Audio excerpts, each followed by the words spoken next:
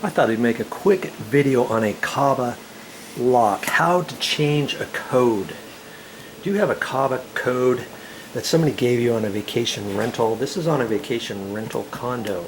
If they give you some long number and it's a 6-digit number and you don't like that number and you want to change it, you can.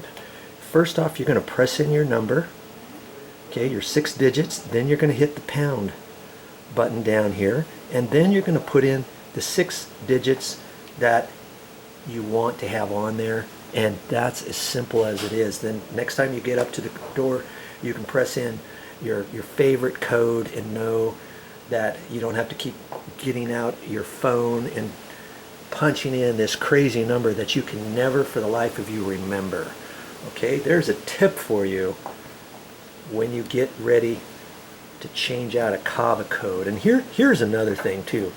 You press in a number and you make a mistake and you think, oh, wait a minute, I know what the number is. Don't change it yet. Don't start out until the red light goes on. You see that red light just came on?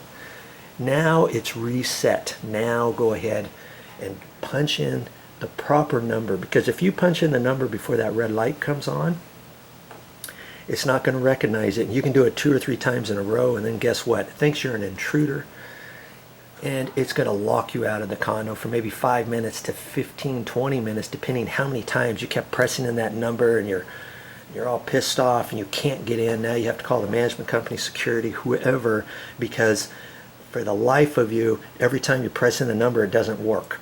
Okay? There's a tip for you. That's all I have for this time. But I'll be back with more videos